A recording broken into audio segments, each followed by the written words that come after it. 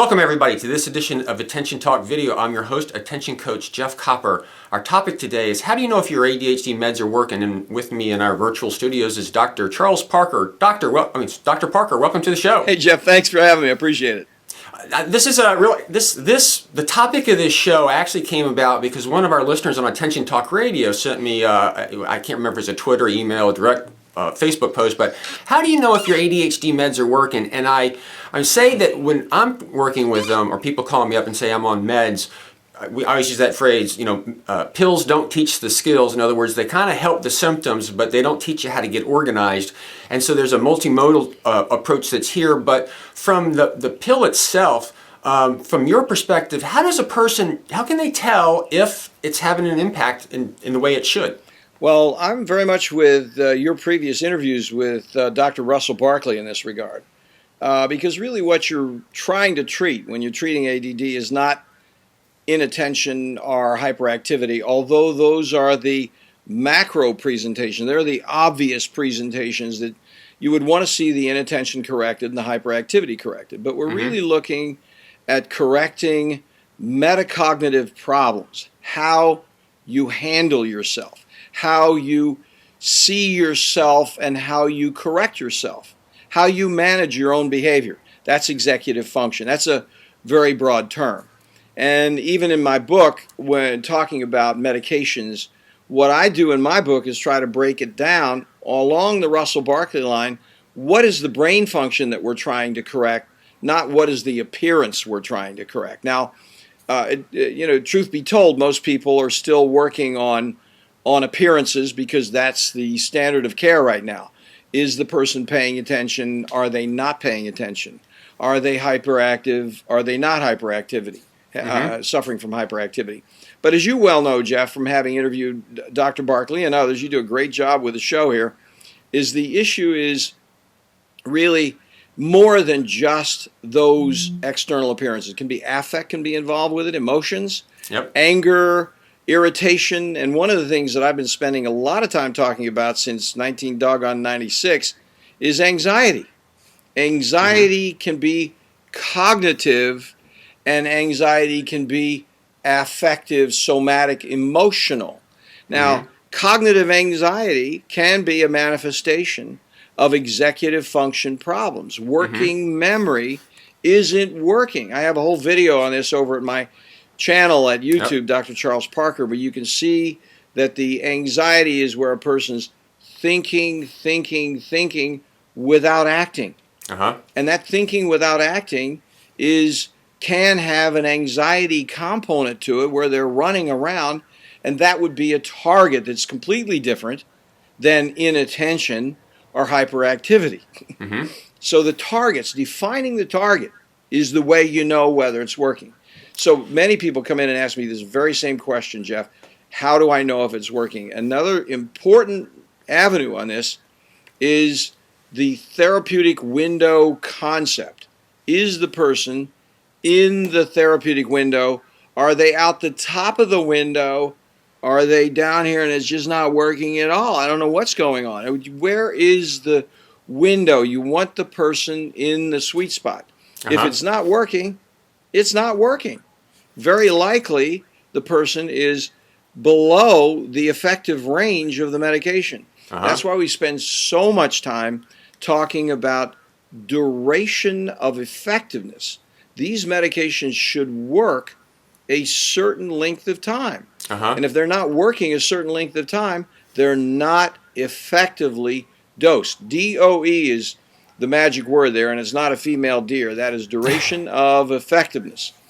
And so, in simple terms, what that means is if you're taking a certain stimulant medication based off of time released, there's certain times like X it should last for 4 hours, not 3 hours, not 6 hours, but 4 hours. And if you're taking it and all of a sudden you're seeing symptoms show up at 3 or it's lasting to 6, and then you're outside of that duration of the duration of effectiveness is not dialed in for that drug. That is it. You said it exactly right. So if you know it's supposed to last for 4 hours and it's not lasting for 4 hours, something's off. But if it is lasting for 4 hours and you're seeing the impact, that would seem to indicate that it's working. Jeff, this just occurred to me the other day, and this is going to sound extremely simple. And this is going to sound a little bit radical when you think about it. But we're talking about the two essential problems with ADHD treatment today. The two essential problems with ADHD treatment today: diagnosis and treatment. Mm-hmm. And diagnosis is how you understand what you're shooting at. If you don't have a clear target, Yep.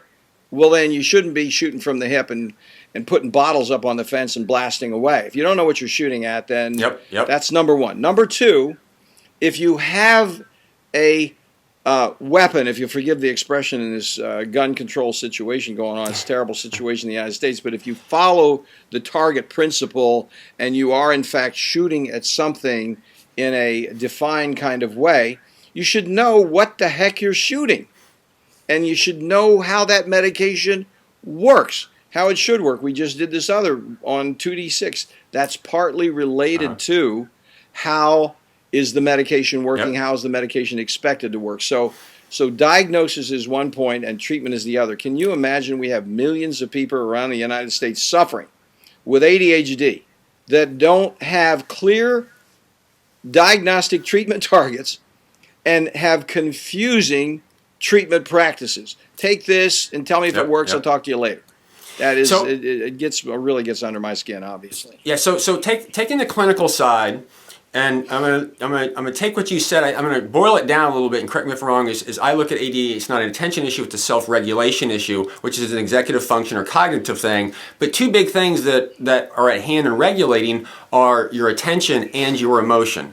And I think a lot of times, people, when they take the medications, what they're looking for is, okay, if I had organizational problems or I had time management problems, if I take the medication, then shouldn't it manifest and all of a sudden I'm on time and organizing? To me, that goes back to the pill doesn't teach the skill, but if the pill is having an impact, and from an attention perspective, if you're able to spend longer time at tasks that used to be more boring, for many people, like let's say you can read a book. Maybe with people with ADD couldn't before, they can now, or maybe you can read longer. That seemingly to have an impact. On the other side of it is, if you notice that your emotions are not as fluctuating as much, it's actually manifesting in that particular situation as it's working, because you are better able to regulate your attention. You are better able to manage your emotion. It might not manifest in what you're looking at in terms of, again, time management, organization, but you got to understand what your target is. And if your target is to be able to pay attention longer or to manage my emotions, to me, that's what you'd be looking at to determine if the output, if the meds are working. Now, I'm saying all this, but Dr. Parker, does that make sense to you? You're saying it very well, I think, because what's going on is that whole concept of metacognition. Your prefrontal cortex is managing you. It's managing you. And if you're not managing yourself well, affectively, cognitively, if your thinking is off, if you're forgetting and you're lost, the key point in this whole thing is, again, that therapeutic window. A person who comes out the top of the window can actually look like the bottom of the window, because sometimes when they're on too much, they can't think and they don't know. But they have to look for, on too much, is the medication is creating a problem that actually can make you not think, and it looks like it's too little, which would then make a person think they need to give you more. If you go into the doctor and say, well, I don't know, it was working for a while, but now I don't know what it is, I can't think. A key point on duration of effectiveness, two key points that I want to raise before we get off of this. One is the whole issue of stimulant medications being too much, and it really feels like they're not enough. And specifically amphetamine products, if they're given in the morning, they should be effective in a range of 45 minutes, half hour, 45 minutes, maybe an hour. But if they come on, if you take them at 7 and they're hitting you at 10 o'clock, definition is it's too much medication. That is a key point. It's a very subtle point, because then what will happen is the person will come in and say, well, doctor, it's hitting me late and I don't know what's going on. And then it hits me like from 10 to 11, and then or 10 to 3 in the afternoon, and it's gone. Well, that's an indication that it's too much. Frequently happens with Vyvanse and Adderall. And the deal on that is to cut it down so that you have a different, you cut down and then have it onset in 45 minutes or an hour, and then look at the duration. You'll see it better. Now, the other second point that I wanted to raise is really an important point, also absolutely germane to your interesting question, Jeff, and that is separating mind from body. A lot of people think that the way it works is when I feel it working somatically, and really the issue is these medications are predominantly cognitive self-management issues, not somatic feeling buzzy issues. And the way the medications have worked for a long period of time, people became accustomed to, woo, I feel it. I got an immediate release.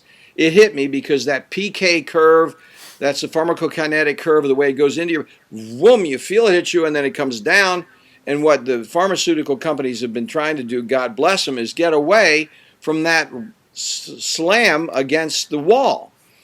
And what happens if it hits slowly, then you really have to pay attention to the cognitive piece because you're not going to feel a somatic piece. So that's interesting. So what I'm hearing you saying is people, I'm just going to be extreme with terms. It's if they feel the buzz, they think it's working.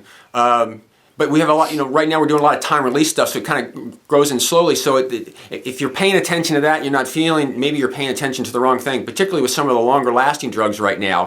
Absolutely. You need to take a look at your cognitive function and what's going on. And just kind of occurred to me is, it depends on your interest level, what it is, but if you sit down and try to read a book in the morning, you can't do it, and you take the meds, and they're supposed to last maybe 3 hours into it, you try to read the same book. If you're able to get a little bit further, that might be an indication that the meds are working for you. I can't tell you how many people have come in and said, I don't think the meds are working. Well, let me ask you this.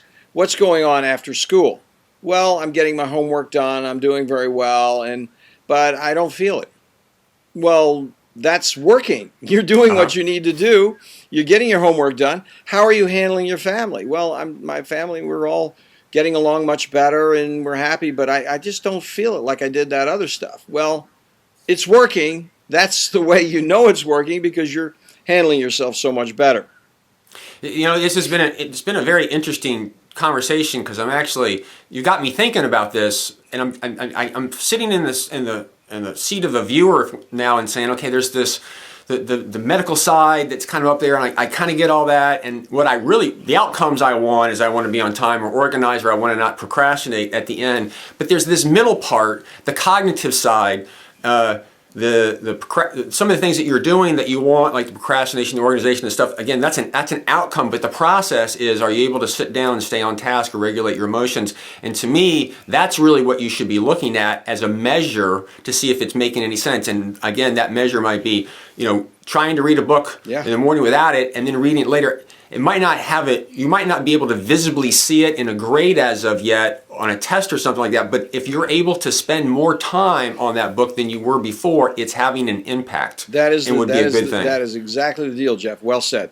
And it's Attention Talk Radio and Attention Talk Video were founded on we like to pay attention to attention, even though we talk a lot about ADHD. But the issue is if you're paying attention to the grade or the outcome, sometimes that's not an indicator, because here you got to pay attention to the process. And if you're able to read or maybe write a little bit longer than you were before, or pay attention to things that you couldn't before but you can for a little bit, it is having an indication, and that's what you should be looking at to determine if it's actually having an impact. Of course, if as you observe that, if you notice that, hey, the duration of effectiveness of this drug is 6 hours, and I'm able to maybe read longer for like 3 or 4 hours, and then I go back to my old ways, that takes you back to the cognitive side saying, hey, it's working, but it's not working the way it's supposed to because the duration is not going to the time it is. That's the key point. Every single person, in my opinion, and I'm not telling, I'm making a profound statement here, it's a big statement, but I really do think that every single person at every med check throughout the United States, throughout the doggone world, this is a global problem, should have DOE written on every med check so they know that's the medication, here's the duration, and I spend a considerable amount of time, as do my medical colleagues who work with me here, telling people how to do exactly what we're talking about right here.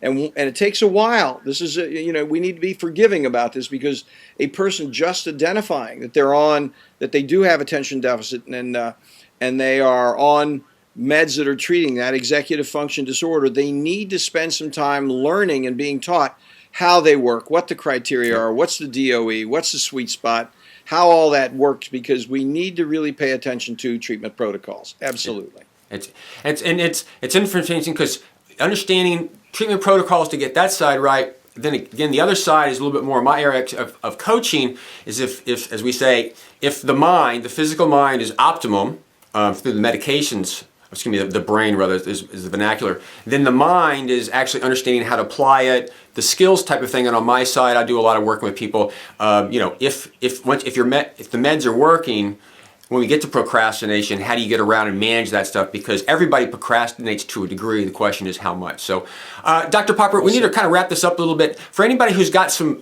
questions or want to contact you or learn more, best place for them to go? Well, the first thing, please do read the book. I mean, this is the book, New ADHD Medication Rules, discusses everything we're talking about in much more detail.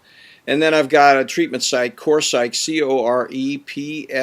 CorePsych.com, where I've got 7 years of writing about this. I've been writing about this stuff for 7 years. So, it's out there. Writing, it's all free. Blogging, videos.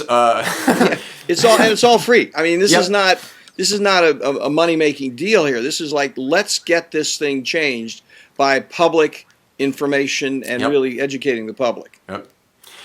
Well, Dr. Parker, thank you so much for coming on. Thanks, Jeff. You're always a great guest, and everybody go check him out for some more information, and past that, looking forward to seeing you on the next edition of Attention Talk Video. Take care. Thank you, Jeff.